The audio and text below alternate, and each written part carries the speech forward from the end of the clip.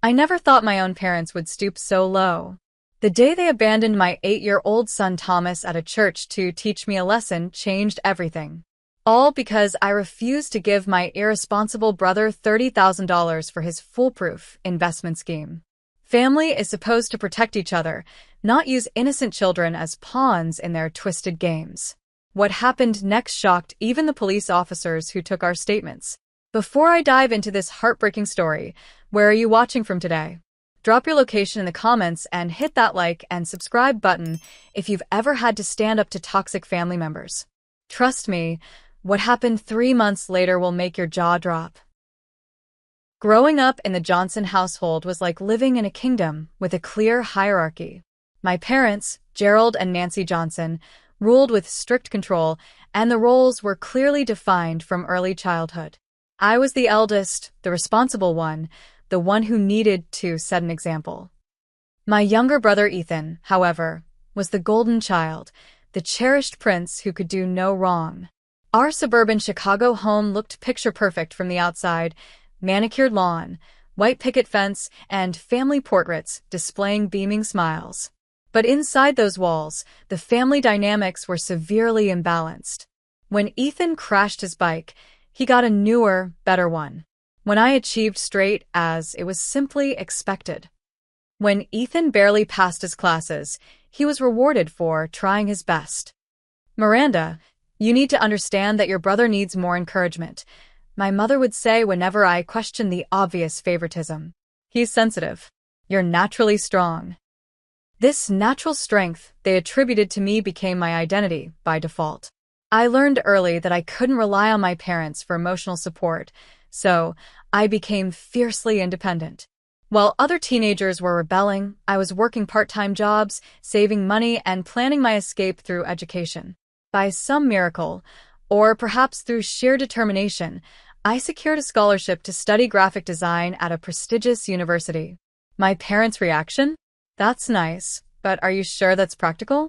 Ethan is thinking about business school." Despite their lukewarm support, I thrived in college.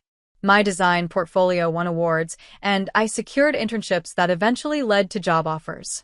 Meanwhile, Ethan dropped out of 3 different colleges, each time with a different excuse, and each time bailed out financially by our parents.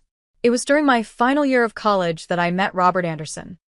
He was studying architecture, and we met when his department collaborated with mine on a campus renovation project. Robert was everything my family wasn't: supportive, encouraging, and genuinely proud of my accomplishments. We dated for 2 years before getting married in a small ceremony that my parents attended with forced smiles and Ethan didn't show up to at all. Robert and I built a life together based on mutual respect and support. When we decided to have a child, it felt like we were creating the family we both deserved. Thomas came into our world 8 years ago, bringing joy I never thought possible. My parents finally seemed interested in my life, but only through their new role as grandparents. Then tragedy struck. 2 years ago, Robert was involved in a construction site accident. A structural failure that should never have happened took his life instantly. The world I had carefully built came crashing down around me and 6-year-old Thomas. Grief threatened to swallow me whole, but Thomas needed me. So I pushed through the pain, working twice as hard to maintain our graphic design business while being both mother and father to our son. My parents offered minimal support, occasional babysitting, and obligatory holiday invitations, while focusing most of their energy and resources on Ethan's latest ventures. Despite everything, I maintained a strained relationship with my parents for Thomas's sake. He deserved to know his grandparents, and they seemed to genuinely care for him, even if their love came with conditions I couldn't quite articulate. Meanwhile, Ethan's pattern of financial irresponsibility continued into adulthood. There was the food truck venture that lasted 3 months, the revolutionary app that never made it past the concept stage, and the house-flipping business that flopped spectacularly. Each failure was cushioned by our parents' financial support, draining their retirement savings bit by bit. Family gatherings became increasingly tense affairs. While Thomas played innocently, oblivious to the undercurrents, I would overhear snippets of conversations about Ethan's next big thing. My parents aged visibly with each passing year, the stress of supporting their middle-aged son taking its toll. You could help your brother, my father mentioned during last Thanksgiving as we washed dishes. You're doing well with your business. Dad, I'm a single mom running a small design studio. I'm not a bank, I replied, trying to keep my voice level. Family helps family, Miranda. You've always been so selfish with your success. I let the comment slide, as I had countless times before. For Thomas's sake, I smiled through the tension, never imagining how quickly things would deteriorate in the coming months. It was a rainy Tuesday afternoon when Ethan showed up unannounced at my home office. Thomas was at school, and I was in the middle of a deadline for an important client. My brother's unexpected appearance, complete with designer clothes that I knew he couldn't afford, immediately set off warning bells. Miranda, my favorite sister, he exclaimed, arms wide for a hug I reluctantly returned. I'm your only sister, Ethan, I pointed out, gesturing toward the kitchen. Coffee? I've got about 20 minutes before my next call. Ethan followed me, chatting about inconsequential things, the weather, a movie he'd seen, asking about Thomas, but I could sense the familiar build-up to something bigger. My brother never visited without wanting something.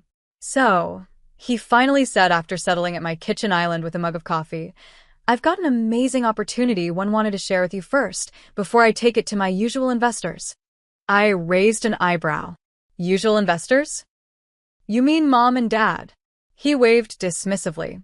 This is different. This is guaranteed success. Cryptocurrency is the future, Miranda, and I got inside information on a new coin that's about to explode in value. For the next 15 minutes, Ethan outlined what he called a once-in-a-lifetime opportunity to invest in a new cryptocurrency called Secure Coin. According to him, this revolutionary digital currency would triple in value within 6 months, possibly sooner. I just need some startup capital, he explained, sliding his phone across the counter to show me charts and projections that meant nothing to me. $30,000 should do it. I nearly choked on my coffee. $30,000? Ethan, that's insane. It's an investment, not a gift, he insisted, his tone shifting from enthusiastic to defensive. I'll pay you back with interest in 6 months. $50,000 guaranteed. And if it fails like your other ventures? I asked, already knowing the answer. His face darkened. It won't fail. I've done my research. These guys are legitimate, and they're only taking a limited number of investors. These guys? Who exactly are you working with? Ethan's vague explanation about industry experts and crypto pioneers only increased my skepticism. That evening, after he left with promises to send me more information, I did my own research. What I found confirmed my suspicions. Secure Coin had all the hallmarks of a potential scam, with anonymous founders and promises of returns that defied market logic. The next day, Ethan called repeatedly until I answered. So? Are you in? He asked, bypassing any greeting. I'm sorry, Ethan, but I can't loan you that kind of money, I said firmly. Everything I've found about Secure Coin raises red flags. I think you should reconsider. What followed was a tirade of accusations. I was selfish, unsupportive, and jealous of his potential success. When emotional manipulation didn't work, he switched to threats. Fine. I'm going to tell Mom and Dad how you refuse to help family when you have the means. You've always been their disappointment anyway. Ethan, I'm a single mother with a mortgage and a business to run. Robert's life insurance went into Thomas's college fund. I don't have $30,000 to gamble on your latest scheme. He hung up without responding, and the fallout was immediate. My phone rang that evening. My parents, their voices heavy with disappointment. Miranda, how could you refuse to help your brother? My mother began without preamble. Mom, it's a questionable investment at best, a scam at worst. I'm trying to protect him, and you. We've always known you were jealous of Ethan, my father interjected. But to sabotage his chance at success? That's a new low. Over the next few days, the calls continued, each one more accusatory than the last. I stood my ground, even offering to help Ethan review legitimate investment opportunities instead. My suggestions fell on deaf ears. The final conversation happened exactly 1 week after Ethan's initial visit. My father called, his voice cold and threatening. Your mother and I have decided to help Ethan ourselves. We're taking a second mortgage on our house because that's what family does. We support each other. Dad, please reconsider. I've looked into this company and… We don't need your advice, he interrupted. But remember this, Miranda. Family takes care of family. You've chosen to abandon your responsibilities to this family, and there will be consequences. You'll learn your lesson. The line went dead, and I stared at my phone in disbelief. The threat seemed hollow. What consequences could there possibly be for refusing to loan money I didn't have for an investment I believed was fraudulent? I dismissed it as typical emotional manipulation and focused on my work and Thomas. Little did I know that their idea of consequences would involve my innocent child. The school dismissal bell had rung 20 minutes ago. I stood outside Thomas's elementary school, my heart racing faster with each passing minute. The playground had emptied, the crossing guard was preparing to leave, and there was still no sign of my son. Mrs. Anderson? Thomas's teacher, Brenda Wilson, approached with concern etched on her face. Is everything okay? Thomas was picked up early today. My blood ran cold. What? By whom? Your parents, she replied, confusion clear in her expression. They had the family pickup authorization you filed at the beginning of the year. They said there was a family emergency. The world tilted beneath my feet. I hadn't spoken to my parents since our heated argument about Ethan's investment scheme. Why would they pick up Thomas without telling me? I called my parents repeatedly as I drove home, hoping to find them and Thomas there. No answer. Their house? No answer.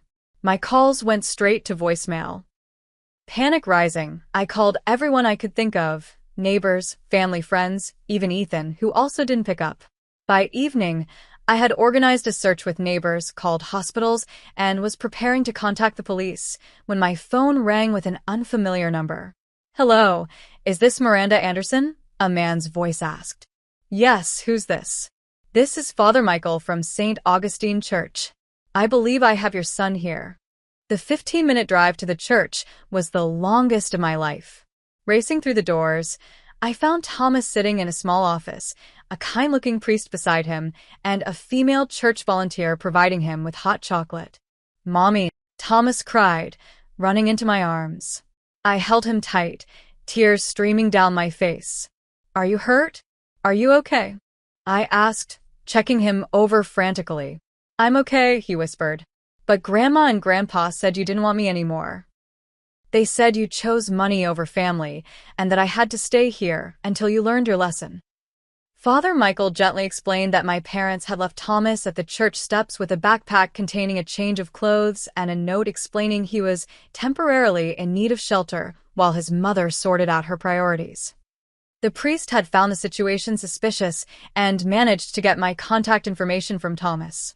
The police arrived shortly after, taking statements from all of us. Officer Diana Murray was especially gentle with Thomas, but her eyes hardened when I explained the background situation with my brother's loan request and my parents' subsequent threat. So they essentially kidnapped your son from school and abandoned him at a church as retaliation for not giving your brother money, she clarified, her pen pausing over her notepad. When she put it that way, the reality of what my parents had done hit me full force. It wasn't just a family disagreement anymore. It was a criminal act involving an innocent child. That night, after the police left with promises to follow up with my parents, Thomas and I sat in his bed surrounded by his favorite stuffed animals. He seemed physically fine but confused and shaken. Mommy, why did Grandma and Grandpa leave me? Did I do something wrong? No, baby, absolutely not, I assured him, stroking his hair. Grandma and Grandpa made a very, very bad choice. They're confused about some grown-up things, but none of this is your fault. Are they going to jail? He asked, wide-eyed. I hesitated, not knowing how to answer. I don't know. But what I do know is that you're safe now, and I won't let anyone take you away again. Despite my reassurances, Thomas woke screaming 3 times that night, terrified of being abandoned again. I lay beside him, my anger growing with each nightmare. How dare they use my child as a pawn in their twisted game? The next morning brought a flurry of activity. A social worker named Rebecca Martinez arrived to interview Thomas and assess his well-being. She was professional but compassionate, explaining that child services needed to ensure Thomas was safe and properly cared for. "We understand you're the victim here, Mrs. Anderson," she assured me. "But we have protocols for any case involving child abandonment." Meanwhile, calls and texts flooded in from family members, not with support, but with accusations. Somehow, my parents had spun a narrative in which I had refused to help the family in crisis, and they had merely been watching Thomas while I sorted myself out. The truth was being buried under a mountain of family politics. My best friend Alicia Thompson arrived without being asked, bringing groceries and offering to help with Thomas, while I dealt with the authorities. "This is insane, Miranda," she said as she made us lunch. "Have your parents lost their minds?"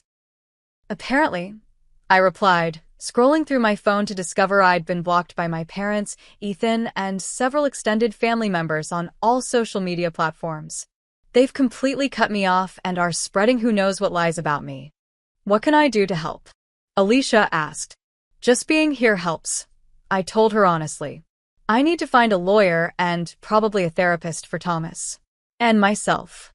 By the week's end, I had secured the services of attorney Patricia Hernandez, who specialized in family law, and had scheduled appointments for Thomas with Dr. Wesley Bennett, a child psychologist recommended by the school counselor.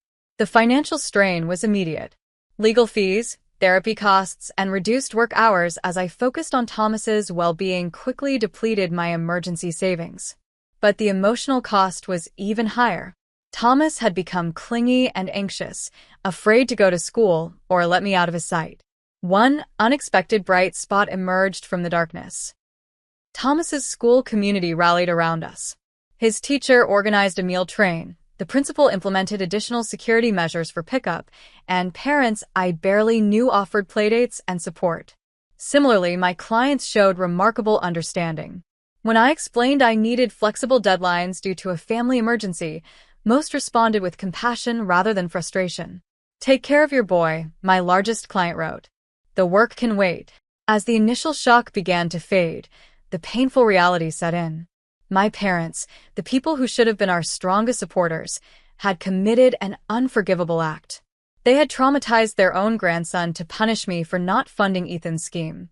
And I was left wondering, how do you explain to an 8-year-old that sometimes the people who are supposed to love you the most are the ones who hurt you the deepest? The courthouse loomed large and imposing as I clutched Thomas's therapy appointment card in my hand. Attorney Patricia Hernandez had called an emergency meeting to discuss filing formal charges against my parents. The weight of the decision pressed on my chest like a stone. "You understand that once we file these charges, there's no turning back," Patricia explained, her office filled with family law certificates and children's drawings from grateful clients. "Child abandonment is a serious offense. Your parents could face jail time." "They left my 8-year-old at a church with a backpack and walked away," I replied, my voice steadier than I felt. "They told him I didn't want him anymore.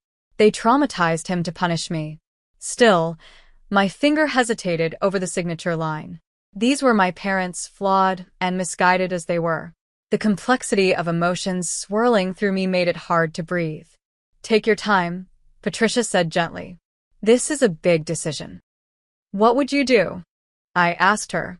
She removed her glasses and leaned forward. "Miranda, I can't answer that for you. But I can tell you that in my 20 years of practice, I've never seen children recover from trauma by pretending it didn't happen." I signed the papers. That afternoon, Thomas sat across from Dr. Wesley Bennett, carefully constructing a scene with toy figures. His therapy sessions had become the anchor of our weeks. "Thomas has placed the child figure inside a box today," Dr. Bennett noted quietly to me as we observed.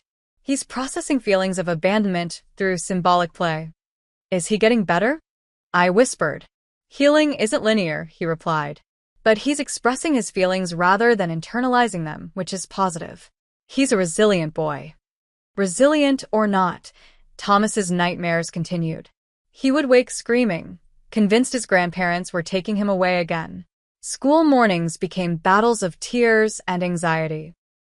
His teacher reported he rarely played with friends at recess anymore, preferring to stay close to supervising adults. While Thomas fought his internal battles, I faced external ones. The charges against my parents had sparked a family civil war. Cousins I'd grown up with sent scathing messages about tearing the family apart. My Aunt Catherine, who had always seemed kind, left a voicemail calling me ungrateful and vindictive. The silence from others hurt just as much as the attacks. People who had been at every holiday gathering, who had watched Thomas grow up, suddenly couldn't find the courage to reach out. Then came an unexpected ally. My father's sister, Aunt Helen, whom I'd rarely seen since childhood due to some old family rift, called me out of the blue. "Miranda, it's Helen. I heard what happened through the grapevine, and I wanted you to know you're doing the right thing." We met for coffee the next day, and Helen revealed generations of toxic family patterns I'd never known about. "Your father was the golden child too," she explained. "Our parents drained their savings supporting his failed ventures while telling me I needed to stand on my own 2 feet. Sound familiar? Too familiar, I admitted. I cut contact after they refused to help with my husband's medical bills, but gave your father money for a boat the same month. Best decision I ever made." She reached across the table and squeezed my hand. Breaking the cycle is hard, but necessary. Helen's support fortified me for what came next, the first court appearance. Walking into the courtroom and seeing my parents sitting with their lawyer felt surreal. They looked smaller somehow, older, but their expressions showed no remorse. My mother wouldn't meet my eyes. My father stared straight ahead, jaw set in familiar stubbornness. The proceedings were brief, but excruciating. Statements were read, including Father Michael's account of finding Thomas abandoned on church property.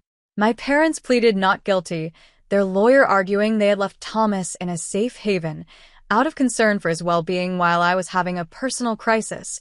A complete fabrication. Outside the courthouse, Ethan ambushed me in the parking lot.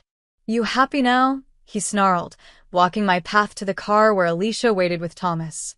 "Mom and Dad could go to jail because you're too selfish to help family.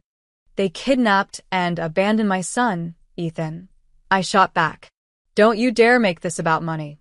They mortgaged their house for me because you wouldn't help," he continued, his face flushed with anger. "Now they might lose everything. That was their choice. Using Thomas as a pawn was their choice too." Ethan's expression shifted from anger to something uglier. "You always thought you were better than us. Well, enjoy your precious moral high ground while Mom and Dad lose their home." The revelation that my parents had actually gone through with mortgaging their house hit me harder than I expected. Despite everything, I couldn't take satisfaction in their financial troubles. But I also couldn't accept responsibility for decisions they'd made as adults. As the weeks passed, the legal process ground slowly forward while our healing seemed stuck in place. Thomas's birthday came and went without a card or call from his grandparents. The silence was deafening, and explaining it to him broke my heart all over again. "Sometimes people we love make choices that hurt us," I tried to explain as we shared birthday cake. "It doesn't mean we did anything wrong." "Will they ever love me again?" he asked, his small voice steady, but his eyes betraying his pain. "They do love you," I assured him, though I wasn't entirely convinced. "They just don't know how to show it the right way." The stress took its toll on all aspects of our lives. Anonymous calls in the middle of the night. A brick through our living room window with a note calling me a family destroyer. The school reporting a strange man asking questions about Thomas's schedule, leading me to install an expensive security system I couldn't really afford. Through it all, Dr. Bennett's words became my mantra.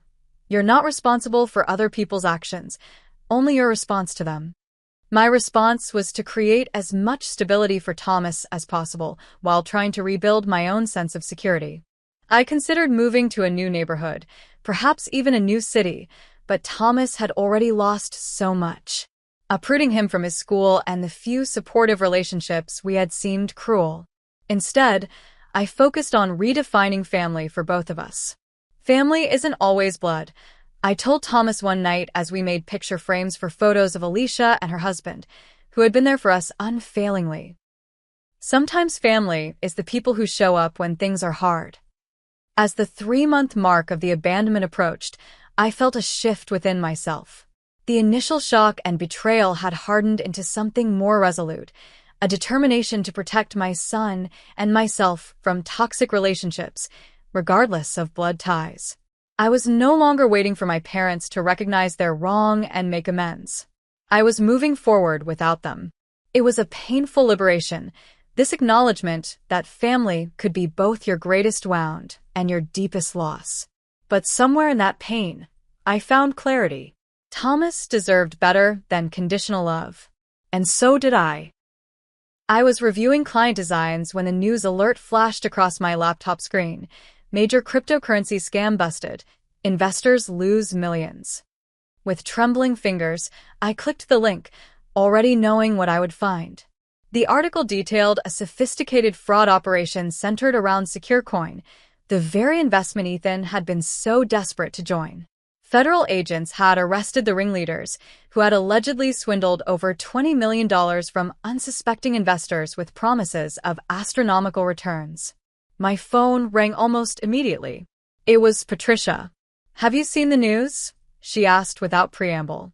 "I'm looking at it now," I replied, scanning the article for any mention of Ethan's name. "The FBI wants to speak with you," she continued. "Apparently your brother's name has come up in their investigation." My stomach dropped. As a victim or a perpetrator?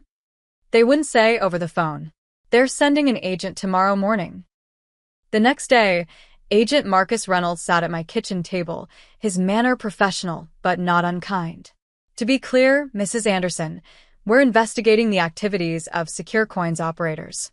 Your brother, Ethan Johnson, appears to have been a mid-level recruiter, bringing in new investors for a commission." The realization hit me like a physical blow. So, he wasn't just investing himself. He was recruiting others? Including me? "We believe so.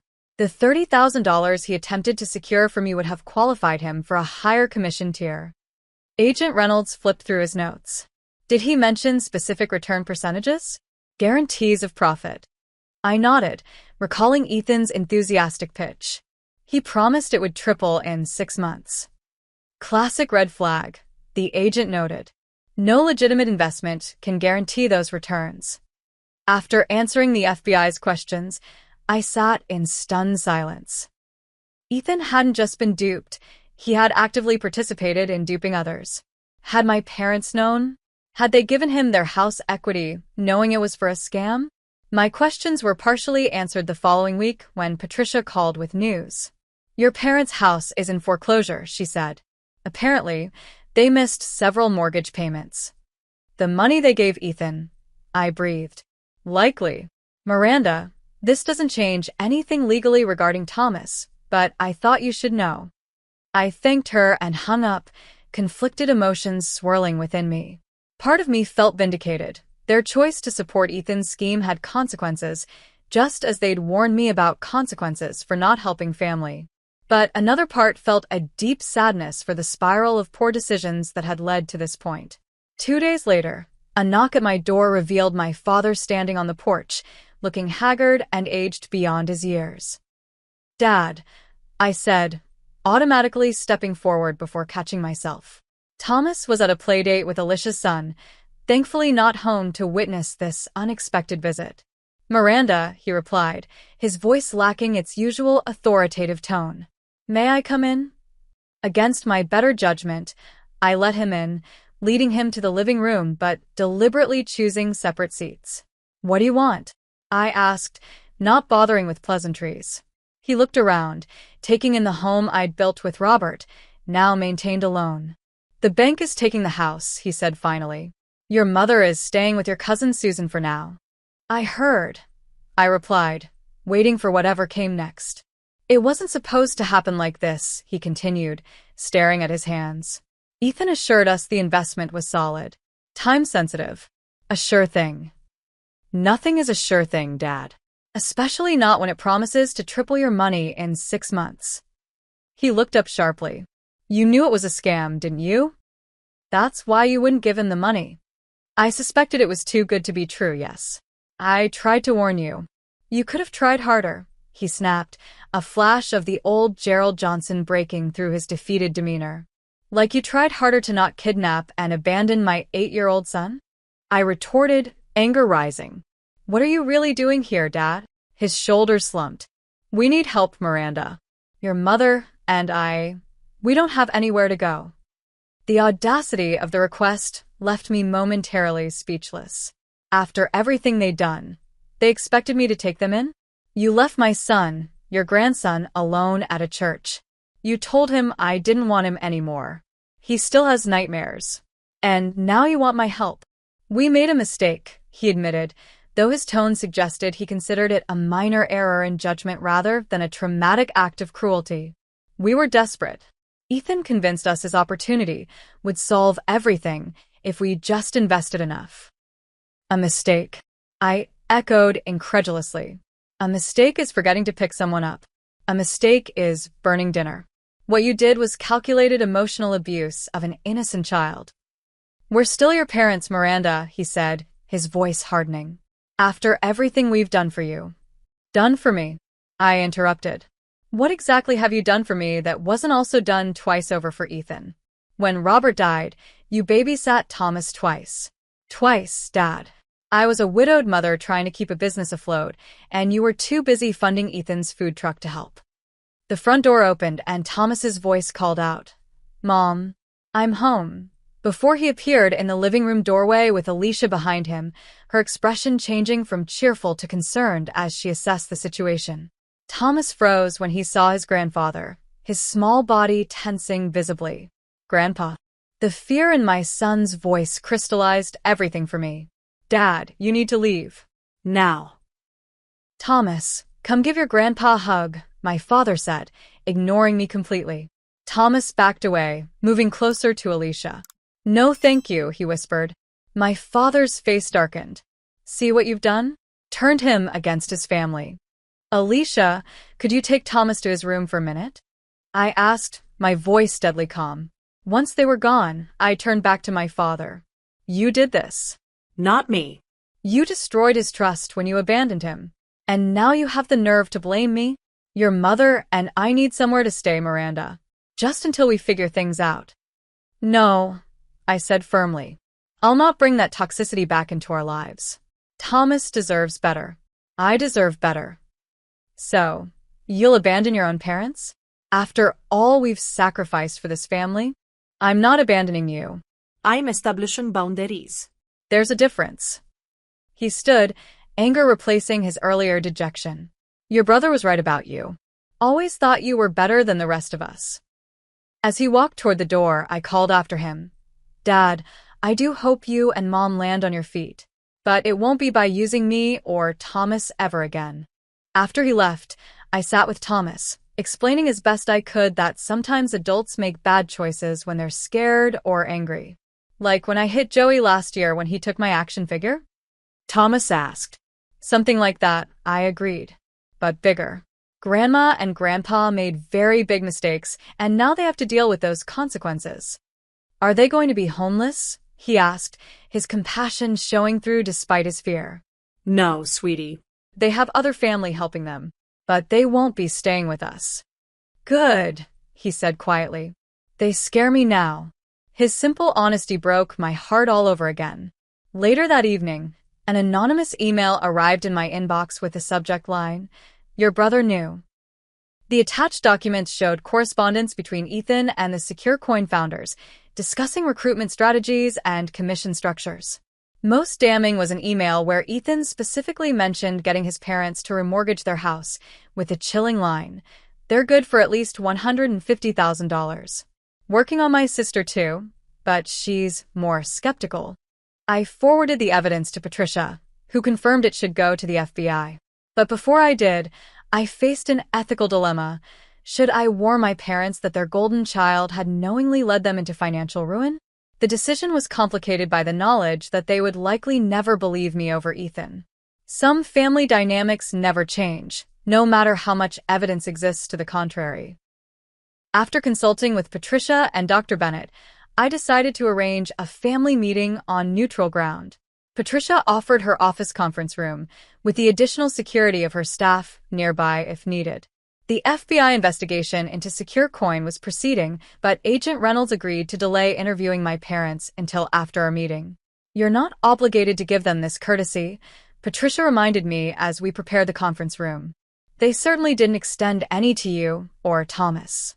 "I know," I sighed. "But I need to do this my way. I need to look them in the eyes when they learn what Ethan did." She nodded, understanding my need for closure, if not agreeing with my methods. My parents arrived first, looking worn and diminished. My mother, Nancy, usually impeccably presented, wore mismatched earrings and hadn't styled her hair.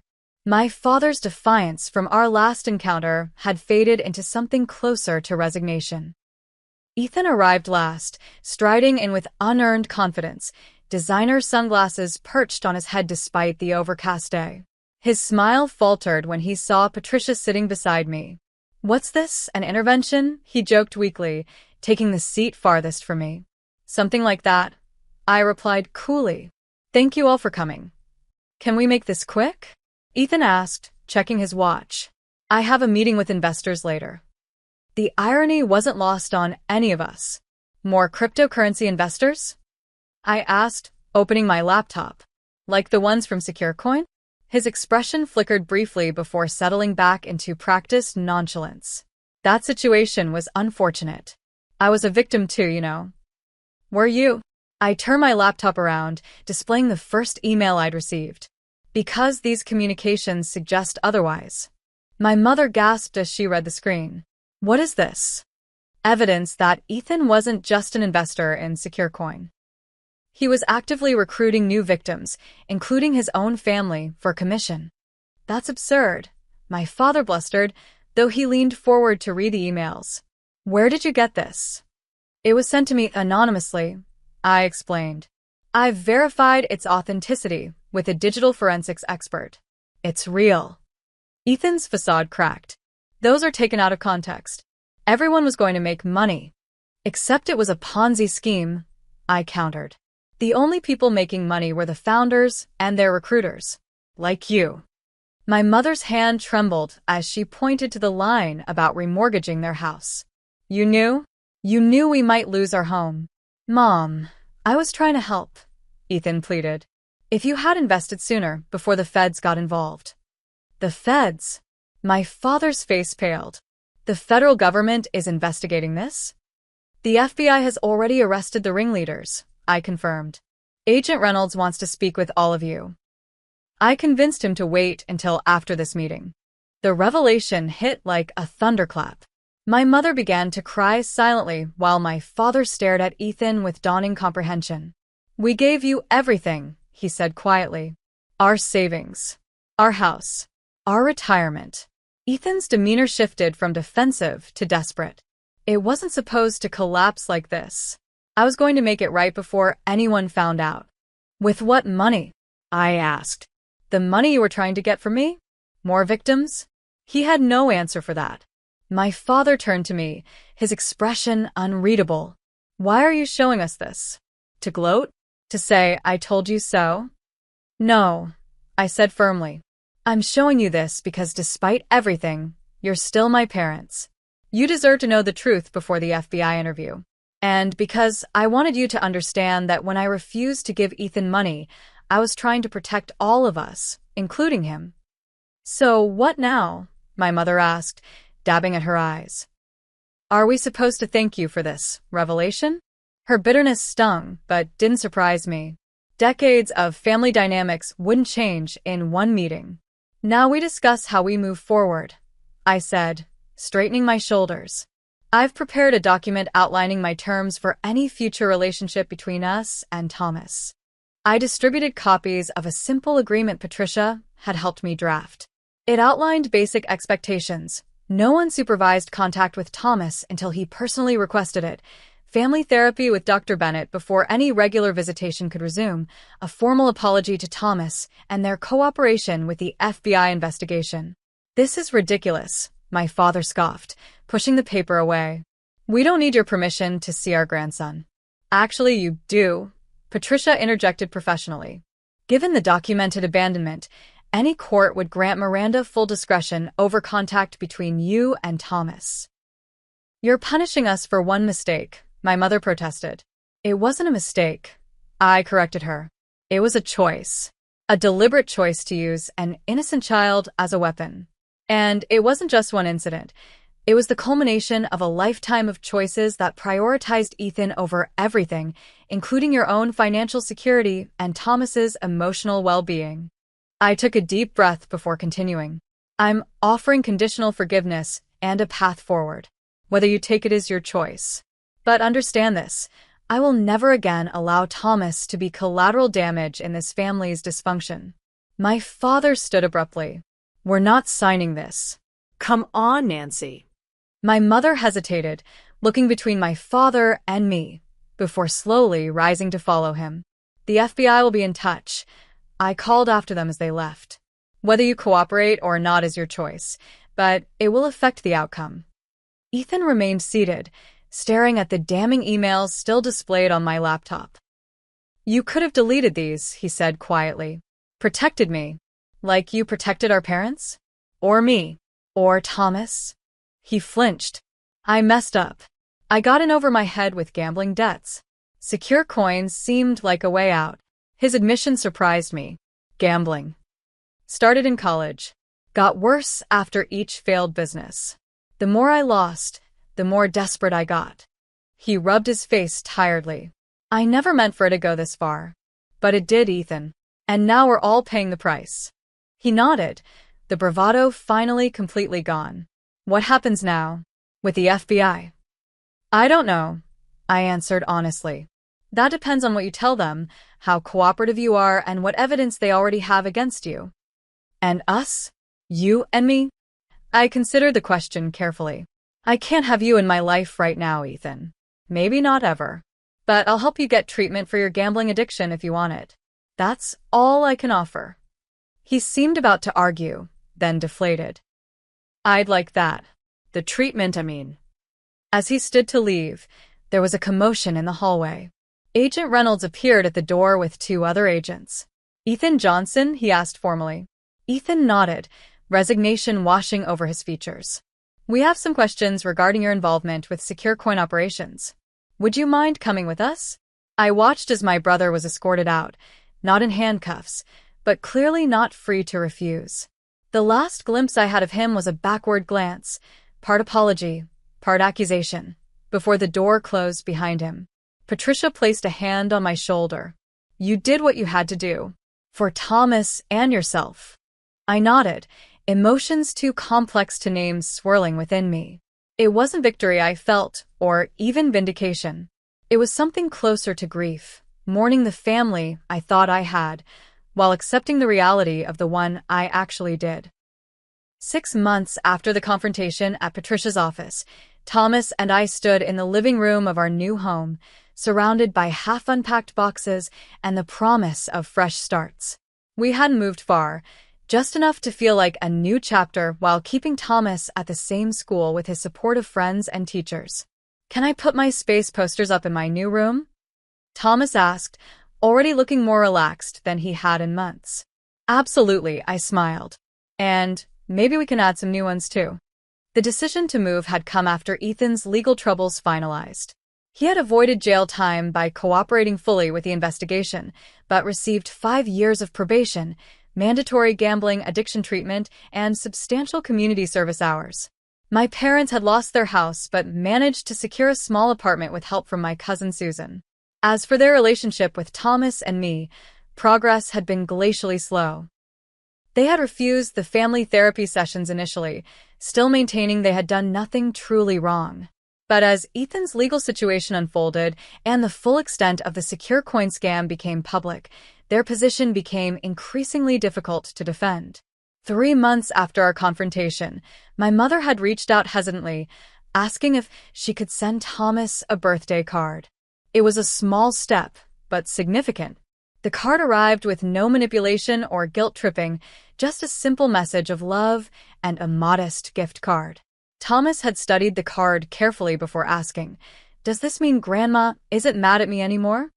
"She was never mad at you, buddy," I assured him. Adults sometimes make bad choices when they're upset, but that doesn't mean it was your fault. Dr. Bennett had been invaluable in helping Thomas process his feelings about his grandparents. He's developing healthy boundaries, he explained during one of our update sessions. He's not afraid to express what makes him uncomfortable, which is remarkable progress for a child his age. That progress manifested in Thomas requesting a supervised visit with my mother after receiving 2 more similarly appropriate cards. We met at a neutral playground with Dr. Bennett present. The visit lasted only 30 minutes, but ended without tears or trauma. A small victory we celebrated with ice cream afterward. My father remained more resistant, his pride preventing him from acknowledging the damage done. We had spoken briefly on the phone twice, conversations that remained stilted and surface level. His journey would be longer, if it happened at all. The most unexpected development had been a letter from Ethan, sent from his treatment facility 3 months into his program. "I'm working through the 12 steps," he had written. "Making amends is part of that process, but I know words aren't enough for what I've done. I'm not asking for forgiveness. I just want you to know I'm finally facing my addiction and the damage it's caused." I had read the letter several times, unsure how to respond. Finally, I sent a brief note acknowledging his effort and wishing him success in his recovery, making no promises about our future relationship. Professionally, things had taken a surprising turn for the better. The focused attention I'd given my business during this difficult period, perhaps as a form of control in an otherwise chaotic time, had resulted in new clients and recognition in the design community. I had even hired an assistant, allowing me to maintain a healthier work-life balance. "Mom, can we invite Auntie Alicia and Uncle James for dinner once we're unpacked?" Thomas asked, interrupting my thoughts as he carefully arranged his books on a new shelf. "That's a great idea," I agreed. "And maybe we can ask them about being your godparents officially?" His face lit up. "Really? That would be awesome." The suggestion wasn't spontaneous. Alicia and James had been our rock throughout the ordeal, providing practical and emotional support without hesitation. When I tentatively broached the subject of making them Thomas's legal guardians in case anything happened to me, they had accepted with tears and hugs. "Family isn't just blood," Alicia had reminded me, echoing my own words to Thomas. That philosophy had become the foundation of our rebuilding. We had created new traditions, Sunday game nights with friends, monthly community volunteer days, and quarterly adventure weekends, where we explored something new together. As evening fell on our first night in the new house, Thomas and I sat on the back porch, watching fireflies emerge in the twilight. "Mom, do you think people can change?" he asked suddenly. "I replied carefully. "But it takes time and real effort." "Why do you ask?" "I was thinking about Grandma and Grandpa. And Uncle Ethan. Do you think they'll change?" I wrapped an arm around his shoulders. "I hope so, buddy. But the important thing is that we've changed. We're stronger now, and we know how to protect ourselves better. And we have our chosen family," he added, using the term Dr. Bennett had introduced. Exactly. "People who love us for exactly who we are, not what we can do for them." As Thomas drifted off to sleep that night in his new room, surrounded by half-unpacked boxes and space posters, I reflected on our journey. The past 9 months had been the most challenging of my life, but also the most clarifying. I had learned that standing firm in the face of manipulation wasn't selfish. It was necessary. That boundaries weren't punishments, but protections. That family could be both your deepest wound and your greatest healing, depending on who you included in that definition. Most importantly, I had shown Thomas that love doesn't require sacrificing your self-respect or safety. That lesson alone was worth every painful moment of our ordeal. 2 weeks after moving in, we hosted a housewarming gathering. Alicia and James, neighbors from our old community, colleagues who had become friends, Thomas's teacher Brenda, Dr. Bennett and his wife, even Aunt Helen, who had become a regular presence in our lives. The house filled with laughter and genuine warmth. As I looked around at the faces of our chosen family, I felt a sense of peace I hadn't experienced in years. The journey wasn't over. Healing rarely follows a neat timeline, but we were moving forward on our own terms, surrounded by people who truly had our best interests at heart. And that, I realized, was the greatest lesson in all of this. True family protects each other, supports each other, and loves without conditions or manipulation. Sometimes you're born into that kind of family. And sometimes, like Thomas and me, you have to build it yourself. I'm curious what you would have done in my situation. Would you have pressed charges against your parents for abandoning your child? Would you have given your brother the money he asked for? Share your thoughts in the comments below, and if you found this story meaningful, please like and subscribe to hear more real-life experiences. Remember, sometimes creating boundaries isn't about cutting people off. It's about protecting what matters most.